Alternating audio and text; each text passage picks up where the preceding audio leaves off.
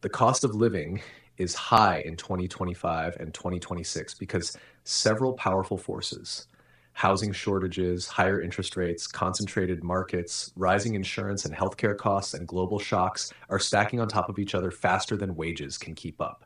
Everyday Americans, workers, students, parents, renters, homeowners, who feel like they're doing everything right but still falling behind and want a clear, honest explanation that respects their experience. Here's the truth you need to hear first. The cost of living feels crushing in 2025 because multiple systems that shape everyday prices are misaligned, and ordinary people are paying the price. That's the idea we're going to come back to again and again. Think about the last time you went to the grocery store. You grabbed the same items you always do: milk, bread, eggs, a bag of apples. You got to the register, pause, and the total was higher than you expected. Again, later that day, you open your phone, your rent reminder pops up, your car insurance bill just increased, your health insurance deductible reset, and you think, wait, didn't I get a raise? Something has changed. Not all at once, but enough that life now feels heavier than it used to. This isn't in your head. The ground really has shifted. This story is about ordinary Americans in 2025 and 2026. People who work full time, people who budget, people who aren't reckless but still feel stuck. It's happening in big cities and small towns, to renters and homeowners, to young adults just starting out, and families trying to stay afloat. The question we're asking is simple but serious. Why does everything cost so much now? The conflict isn't just inflation. Inflation is the symptom. The real problem is pressure stacking. Picture a backpack. Each cost, housing, food, healthcare, insurance, transportation, adds another heavy brick. One brick is manageable. 5 bricks, you adjust. But when they all pile in at once, eventually something gives. Prices didn't just rise, they stacked. Housing is the single largest expense for most Americans. For years, the country didn't build enough homes, especially affordable ones. Then interest rates rose to fight inflation. That created a trap.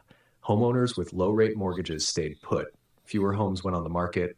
Rents climbed because demand stayed high. A young couple searching for an apartment to rent, they notice prices in their area have jumped up by more than $400. They look at each other and say, do we move farther out or cut groceries? When housing breaks, everything else strains. Food prices didn't explode overnight, they crept. Higher fuel costs, more expensive labor, weather disruptions, global supply shocks. Each adds a few cents here, a dollar there. But food is non-negotiable. You can't skip dinner forever. Small increases hurt more when they hit essentials. Healthcare costs don't always show up as sticker shock. They show up as deductibles, copays, monthly premiums, insurance. Health, car, home has risen as companies face higher repair costs, medical costs, and disaster risks.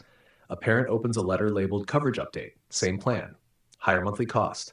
They sigh and pay it anyway. These costs are rising quietly and relentlessly. Cars cost more to buy, more to insure, and more to repair. Even used cars stayed expensive longer than expected. Public transportation isn't always an option, so people pay because they have to get to work. When alternatives disappear, prices stick. This isn't just about prices rising, it's about power and structure. Many industries are more concentrated than they used to be. Fewer big players, less competition. When costs rise, prices go up quickly.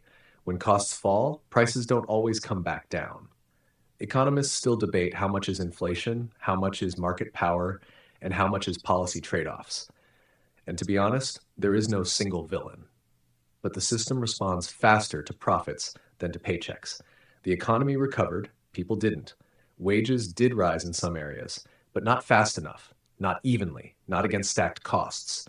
So even with a job, even with raises, people feel poorer. That feeling matters because when everyday life becomes unaffordable, trust erodes, planning shrinks, stress grows, and people stop asking, how do I get ahead? And start asking, how do I survive? High living costs change how people live and how they hope. So let's say it plainly. The cost of living is so high in 2025 and 2026 because housing shortages, higher rates, rising insurance and healthcare costs, and concentrated markets collided, and wages couldn't keep up. Not because you failed, not because you're irresponsible, but because the system shifted faster than households could adjust. Understanding this doesn't fix your bill tomorrow.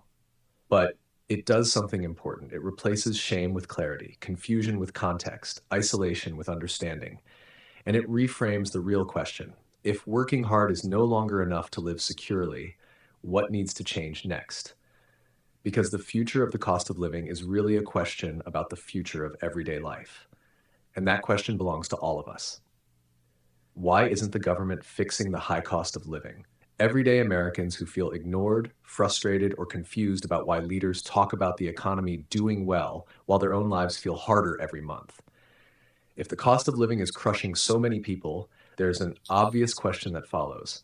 Why isn't the government fixing it? Not just talking about it, not studying it, but actually fixing it. That question matters because it shapes trust and hope in our future. If affordability is the foundation of everyday life, should it really be treated as a side effect of the economy or as its main goal?